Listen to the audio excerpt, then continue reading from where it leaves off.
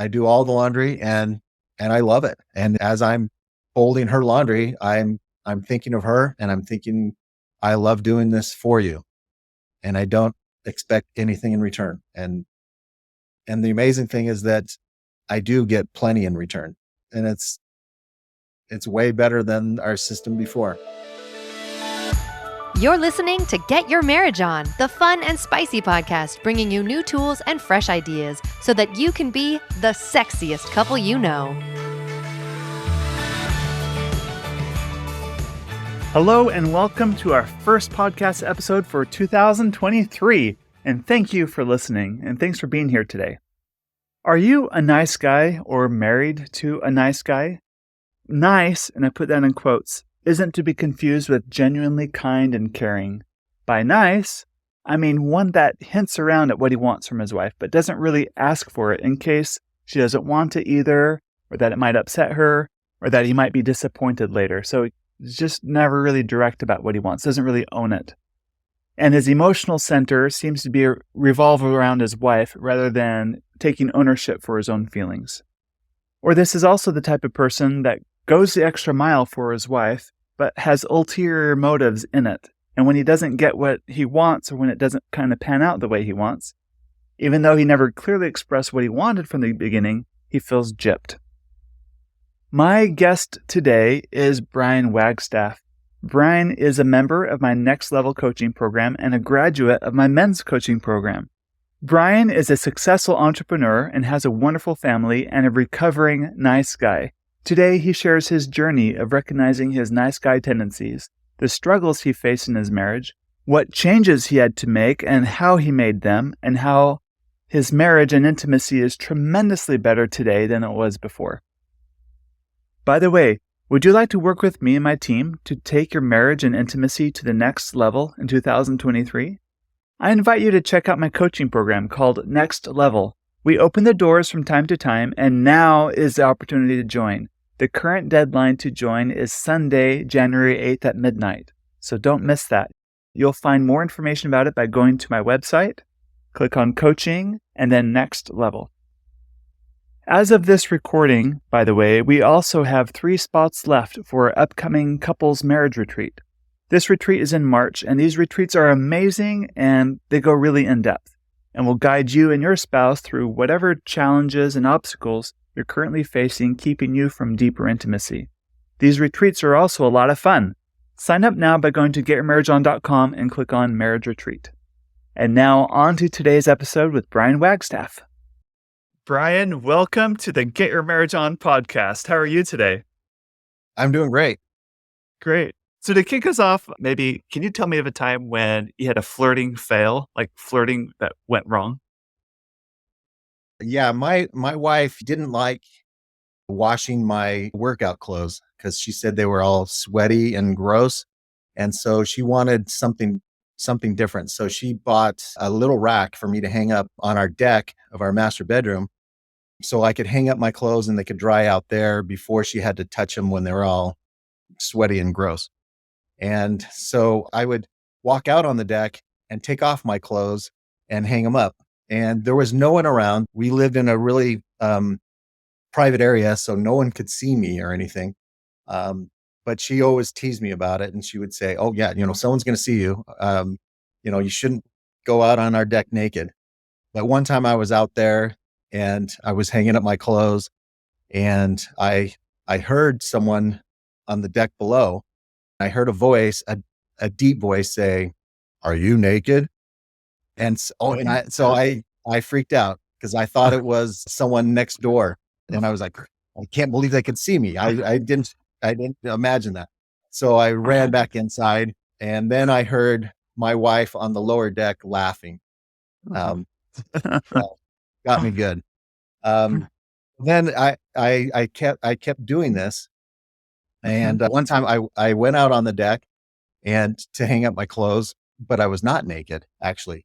And I heard someone down on the lower deck.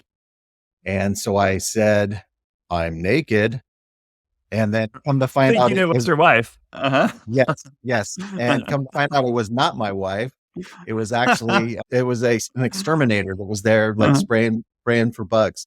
And so I was super embarrassed. And when he came to get the bill, I would not go to the front door. I sent my wife to the front door. So anyway, that's become a phrase that we use to flirt with each other. We'll say, "I'm naked," and maybe we are, maybe we're not, Uh-huh. But it's just a little flirty thing that we do. That's awesome. I'm So sorry. tell me about the early years of your marriage. What were they So, like? well, when we first got married, we were both virgins. We grew up as LDS, members of the Church of Jesus Christ of Latter-day Saints, and so the wedding night was a big deal. I think like most people, we had quite a bit of sex in the beginning. Um, you know, that was When because in the beginning of your marriage, you mean? Uh-huh. yes, in the beginning of our marriage, not until we were married. But yeah, in the beginning of our marriage, we had quite a bit. And then it got to the point where I wanted it more than she did. Um, Mhm. and it was, I don't know, maybe 3 or 4 months into marriage where, she started wanting it less than I did. And I didn't think much of it until it started getting, a lot less. I wanted it a lot more than she did. And then we had quite a few fights early in our early days based on the fact that I wanted more than she did. Mhm. And so we'd have talks, hey, why don't you want it more? And I didn't realize until recently that really I was seeking validation. It wasn't Mhm. it wasn't necessarily that I wanted more sex. It was that I wanted more validation from her. And Gotcha. so I And wanted, sex was very validating. yes. Mhm. Yeah. And so for 20 some years of our marriage, it was kind of like that, where I would get upset when she would say no, because to me that meant that there was something wrong with me, or that she wasn't attracted to me, that she didn't find me desirable, that I wasn't measuring up as a husband, those kinds of things. Mhm. Gotcha. So you measured, like, how good of a husband you are by how much sex you were getting. It was like the measure of, like, your marriage or whatever, in a way. Yes. Yeah. Mhm. And that's I mean, I was seeking validation from her and from other people as well. Mhm. From my parents, or from work associates. I Mhm. was always trying to please everyone, and Mhm. I was trying to please my wife most of all. Mhm. And so if she didn't ever initiate, then I took that as, oh, she doesn't love me anymore, Uh-huh. or um, or that I'm not measuring up. So what would you do if you wanted more validation from her when you felt it was lacking? How would you behave? Well, I read a lot of books. When we first married, there was no internet, so I couldn't do any internet just to try and solve my problem. So I would go and find books to read, and a lot of the books that I read said things like, "Oh, if your wife doesn't want sex as much as you do, it's probably because she's too tired, she's busy with kids, she's got too many things on her plate, and you need to take some of those things off of her plate." So I started doing a lot of those things. I started helping around the house as much as I could. So cleaning, helping with laundry, helping with meals, helping with kids. Anytime she asked me to do anything with the kids, the answer was always yes. Oh yeah, Uh-huh. sure, sure. Yeah, yeah, I'll do that. And And let me I guess, she got really horny and wanted sex with you all the time once you started doing those things. no, not at all. No. And yes, and I actually, I mean, I thought that it would happen that day. It's like, oh, Uh-huh. I did the dishes, and then that night I would wait for her to initiate, and nothing would happen. Uh-huh. And so I would say, oh, well, I guess I've got to clean the garage, and you know, I've So you got double to down, right? do Like, them. uh-huh. Yep, Uh-huh. yep. I need to do even more, and it still didn't happen. And then I would tell myself things like, okay, I'm not going to initiate. I'm going to let her initiate. I'm just going to keep doing nice things. I'm going to let her initiate. But then after, Hopefully, like create like a vacuum, this void, and then she will fill it with her initiating instead of you pursuing. Let her pursue. Right? That was the right. mentality. Uh-huh. And let me Yes. guess. And I'm just kidding. I'm not gonna guess. well, I would go, a week or maybe 2 weeks, and then I couldn't take it anymore. And I would have to initiate. And sometimes that worked and sometimes it didn't. And then sometimes I would get turned down and I would pout and I would go sleep on the couch or, to let her know that I was not happy.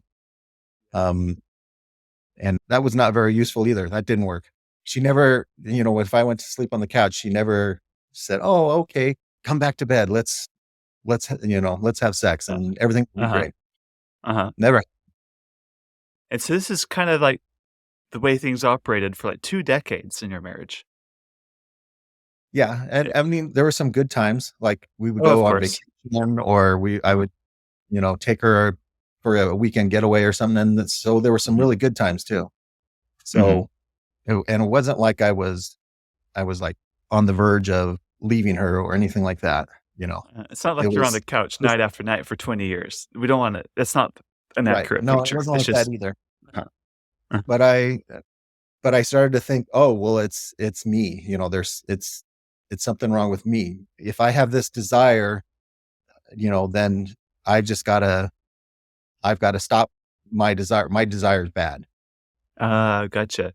Would you sometimes try to pray away your desire or things like that? Um, Or be ashamed yeah, that you have desire, I guess? yeah, I would be ashamed. Like I would feel like, oh, well, I'm not supposed to want it this much. It's not normal. I even had thoughts of like, oh, I must be a sex addict if I want it more than she does.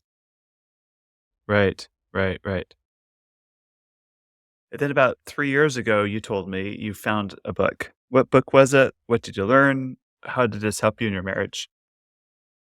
So I found the book No More Mr. Nice Guy, and it was a coach of mine that recommended that I read it. And when he first said this, he's like, "Yeah, I think you should read this book, No More Mr. Nice Guy." My thought was, well, what's wrong with being a nice guy? Why would I want to read this? I don't want to get rid of my nice guy.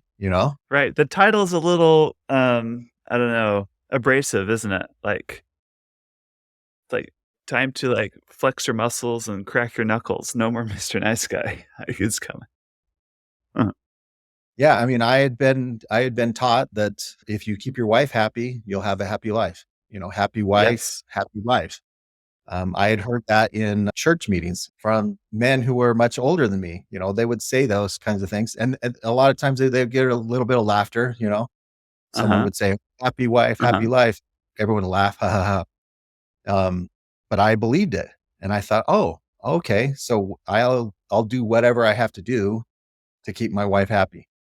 And I would take on like the responsibility of, or I mean, like if she was sick, then I would feel like that was my responsibility. It's like, oh, it's my fault. I've kept her up too late, or I haven't made sure that she eats well, or whatever. And so I started doing things like, oh, I've got to make sure that I take care of her, and and if she was sick, then I couldn't be happy. Or if she had a bad day, you weren't allowed to be happy. Or like you thought you were responsible for her emotions and her emotional state. Like you're supposed to keep her happy because that's what good husbands do. Yeah, yeah. In fact, at our wedding reception, someone came up and said, "Oh, you've got a good one here. You take care of her." And I interpret that to mean I've got to take care of her emotions. I've got to take care of her health. I'm in charge. And Yeah. so Yeah. I, I took that seriously and Gotcha. didn't realize that you can't make your wife happy. You can't make anyone happy. Right. Right.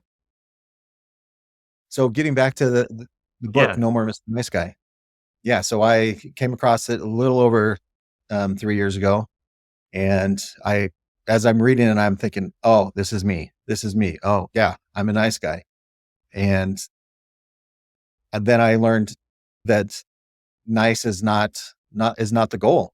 that being kind is what we should be striving for, not nice. And there's a difference between being kind and being nice.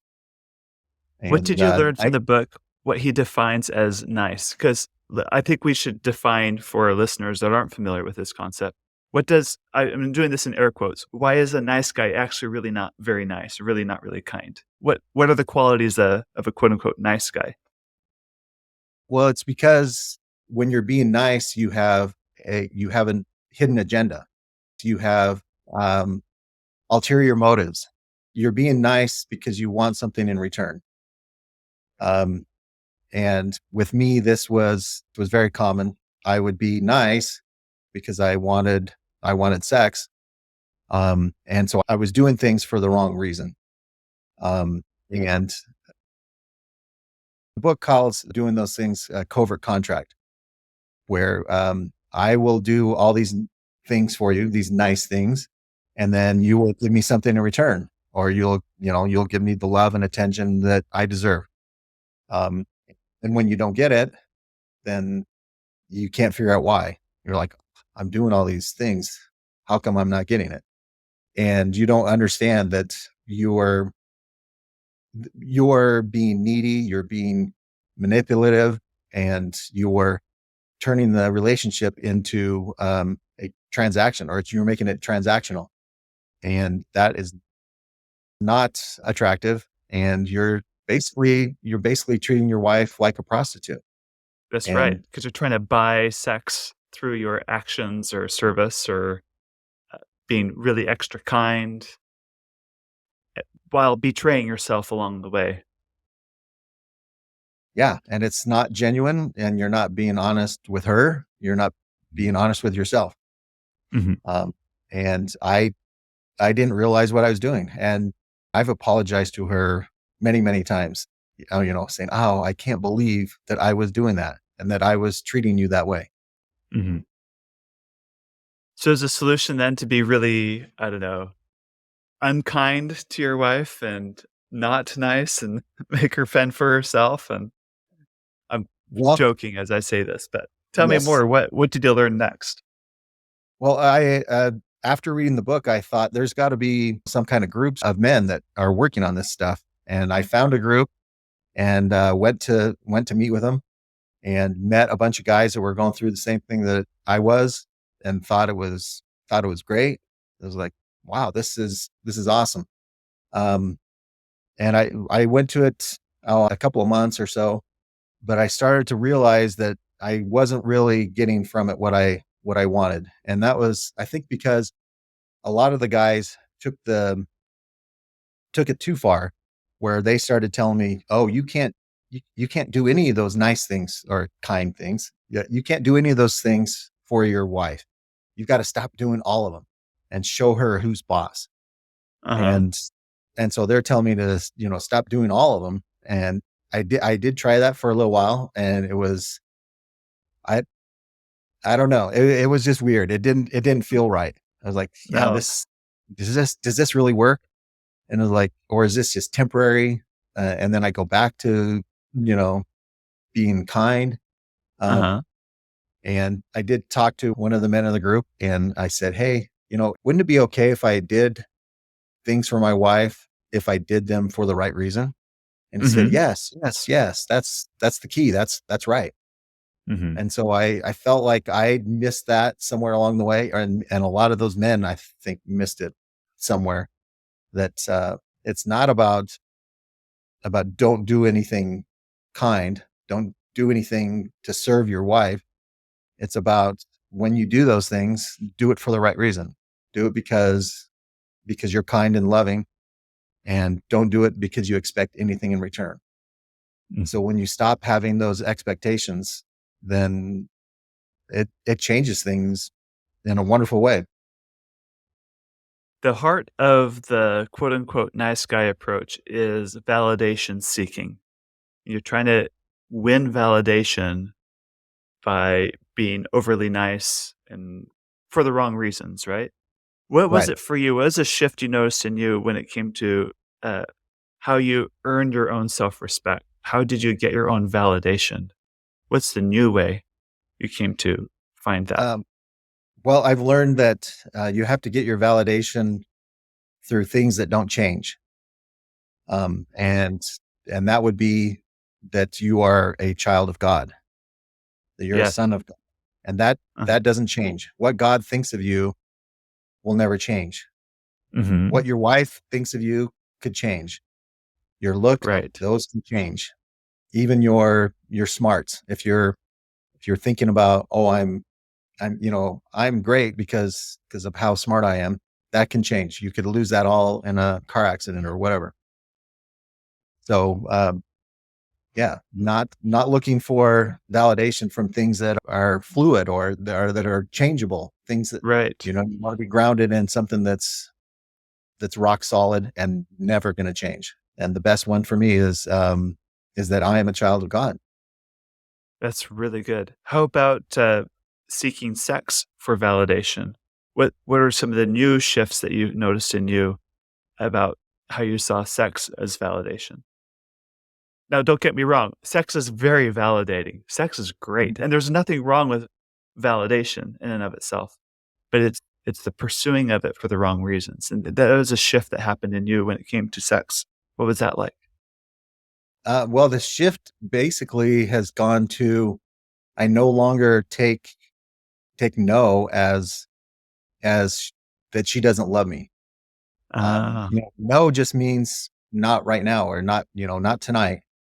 And I'm no longer worried, oh, if we can't have it tonight, then who knows how long it'll be. I don't worry about that anymore. Now it's more I I know that you love me. I know that we have a great relationship. I know that we will have an opportunity another night. And so I'm not going to worry about it tonight. I don't even take it as a rejection anymore. It's just like, oh, you don't want pizza tonight? Oh, okay. Well, then that's fine. that's good. That's a lot healthier approach for an intimate relationship, isn't it? Yes. And then, what else has really made your intimacy in your marriage, like, move to the next level? Well, this last summer, I saw on my wife's phone that she had an app. She had an app on her phone for intimacy or sex. I can't remember what the name of the app was, and I thought, oh, that's interesting. I want to get the same app and we'll work on this together. So I did that for a little while, and then we got to the point where it was like, yeah, this isn't that great. I'm going to look for another app. And so I found another one, and same thing. I looked at it, I don't know, for a few days and decided, nope, this isn't it either. I did a little more searching and I found the Intimately Us app, and I loved it from the beginning. I was like, oh, this is great. And she loved it too. And then I learned that the Dan was the creator of the app, and I thought I want to get a hold of this guy and talk with him. So I I googled him and found his email address, and so then Dan and I got to meet each other and do a Zoom and learn more. And so this has been a fun and exciting ride that I've been on in the last 3 or 4 months. That's great. So how do things look in your marriage now compared to how they were before, even, like, before the summer? They look uh, very different, and it's been so much fun. For example, through the app, when you had the Sextember challenge, Uh-huh. well, actually, let me go back a little bit. Before that, I had listened to a podcast where it was one of your podcasts where one of the black belt sex tips was to not have sex for like 2 weeks or Uh-huh. have a sex fast, as we like to call it. And so we had decided that we were gonna do that, and so we put it on the calendar in the app. Okay, this is when we're gonna have our sex fast. And then not too long after that, my wife said, "Wait a minute, we can't do it in September. We can't do it during Sextember. we've got to change this. And Mhm. that was really fun for me. It was like, oh wow, I didn't even know she knew about the Sextember challenge, and she wants to do that. So I was really excited. That was fun. So tell me more about Sextember. Now, if you're not familiar with Sextember, this is a challenge we do in the month of September where you have 30 days to improve intimacy in your marriage. And you and your wife did this challenge. What did you learn from it? What was your experience like? Well, one of the things that I really liked with it was that we'd have sex for just, I mean, like a short time. It could be just like 15 minutes before she got ready for work. And because we were like trying to do this, every day. And what I learned was that a quickie is not a bad thing. Uh-huh. Somewhere along the way, I started associating a quickie with pity sex or duty sex. Ah, And so I thought, oh, I don't ever want a quickie.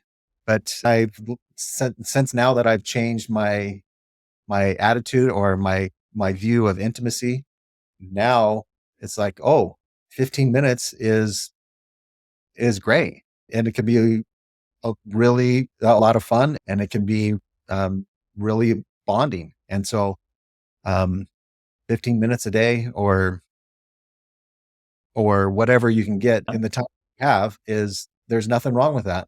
that's so good. Good. You also were a part of the men's coaching program that I put on. What was your experience like going through that program? What did you learn? What are some of the highlights for you? Things like that. Well, I learned that there are a lot of guys that are just like me. I mean, we're all different, but it's amazing how learning from these other guys, I started to say, oh yeah, we have that same problem, or we went through that same thing. Um, and I've just learned that I'm not alone, and that that because I want a sexual relationship with my wife doesn't make me a dirty person or a bad person. That even as a Christian, even as a member of the Church of Jesus Christ of Latter-day Saints, it's okay. I mean, to have these wants and these desires. Not only okay, it's good. There's so much goodness that comes from sex, from a good sex life. There's happiness and joy. There's a bounce in one's step, a smile on a person's face. There's closeness. There's beauty. There's depth. There's so much good that comes from good, healthy sexual relationships. Yes, yeah, amen. I agree with that, and it's a message that we don't hear anywhere else. We don't hear this at church. What would you say, would your advice to someone else if they were kind of in a situation where they wanted more sex in their relationship, um, they weren't getting it, they're trying all the things, what would your advice be to them to really figure out what they need to do, the next step to improve their marriage? Well, I think first of all, you have to be open to asking the question, why why am I not getting it? What is unattractive about what I'm doing? Why is my approach not attractive? What is she attracted to? And what is it that I'm doing that's unattractive? Because I didn't realize how unattractive it is to be pouty and needy and to beg and begging for sex doesn't work.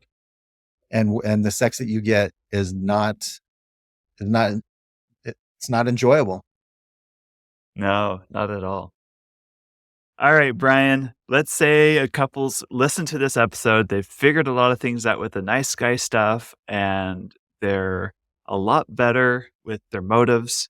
What would you say is your black belt sex tip to make their sex life really go to the next level? So I kind of mentioned this before, but my black belt sex tip would be that when you're doing things for your wife, do them for the right reason. Don't do it because you're expecting sex. Do it because you are kind, you're loving, and it's the right thing to do. I mean, it's the right thing to do to help with the dishes, to help with the cleaning, to do your share of of the work around the house. And so one day my wife told me, she said, "Oh, I love a made bed." And in the past, I always thought, why make the bed? You're just going to mess it up again. No one's going to see it, so who cares? But when she said, "I love a made bed," then I decided, okay, I'm going to make the bed every day. And I've started doing that, and I love doing it. I love doing that for her. And as I'm making the bed, I'm not thinking, oh, okay, oh, well, I'm going to get sex because I'm making the bed. Um, I'm thinking, I love my wife. I'm serving her, and I love doing this for her. And I've started doing her laundry as well. And when we were first married, I hated laundry. Every Saturday we would do laundry and we would clean, and I hated it. And I told her, I said, I will scrub toilets for you before doing laundry.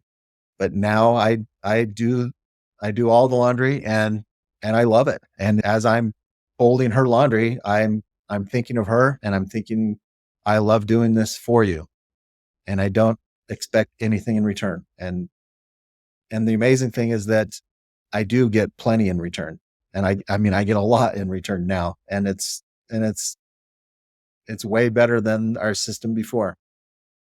That is so good. That is so wise. Thank you. Thanks for sharing that. Ah, you're welcome. And thanks for being here today. Yeah, it's been a lot of fun. This is a subject that I mean, at first I was a little bit hesitant to talk about these kinds of things, but it's something that I really like, especially with you, Dan, because you make me so comfortable. Thanks. We hope that you enjoyed this episode of Get Your Marriage On. And if you did, we would love it if you would take a few seconds to give us a rating on iTunes and to share the show with your friends. They'll thank you for life. Once you've done that, you can head over to getyourmarriageon.com for more resources about today's topic and to download our amazing marriage apps. Now go get your marriage on.